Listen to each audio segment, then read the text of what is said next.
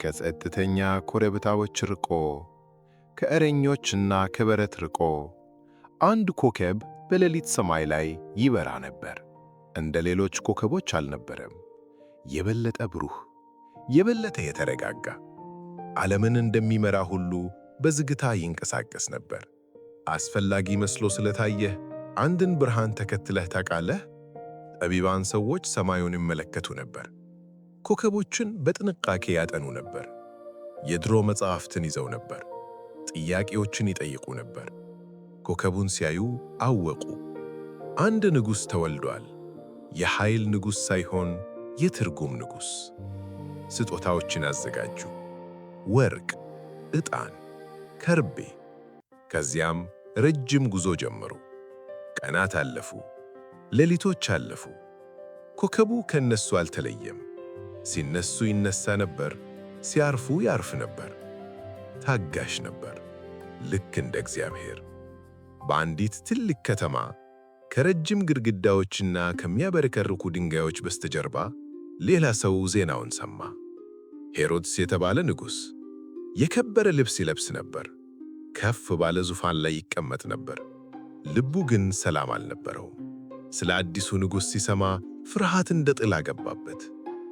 አንድ ሰው ከእውነት ይልቅ ሥልጣንን ሲወድ ምን ይፈጠራል? ሄሮድስ በውጫዊ ገጽታው ፈገግ አለ፣ በውስጡ ግን ጥላው አደገ። ከጠቢባኑ ከተማዋን ለቀቁ ወጡ። ኮከቡ ወደ ሰማይ ተመለሰ። ብርሃኑ ወደፊት ሄደ፣ ጥላው ግን ወደ ኋላ ቀረ። ኮከቡ በአንዲት ጸጥ ያለ ቦታ ላይ ቆመ። ቀላል ቤት፣ በውስጥም አንድ ሕፃን አርፎ ነበር። ጠቢባኑ በዝግታ ገቡ። ዝቅ ብለው ሰገዱ። አልተጣደፉም። ጮክ ብለው አልተናገሩም። ስጦታዎቻቸውን በጥንቃቄ ያቀረቡ። ምክንያቱም ይህ ሕፃን የተለየ ነበር።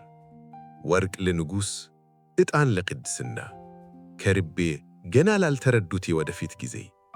ሕፃኑ ትንሽ ይመስል ነበር፣ ጊዜው ግን ትልቅ ስሜት ነበረው። በዚያች ሌሊት ጠቢባኑ ተኙ። እግዚአብሔርም እንደገና መራቸው፣ በኮከብ ሳይሆን በማስጠንቀቂያ። ስለዚህ የተለየ መንገድ መረጡ፣ አስተማማኝ መንገድ። አንዳንዴ ጥበብ ማለት ዞሮ መሄድ ነው። ኮከቡ ከእይታ ጠፋ፣ ብርሃኑ ግን በዓለም ላይ ቀረ። በዚህ ጊዜ በከተማ ውስጥ ያለው ጥላ እየከበደ መጣ። የሚያሳዝን ነገር እየመጣ ነበር። እግዚአብሔር ግን ቀድሞ መንገድ እያዘጋጀ ነበር። በሌሊቱ ጸጥታ አንድ መልአክ እንደገና መጣ። አስቸኳይ መልእክት።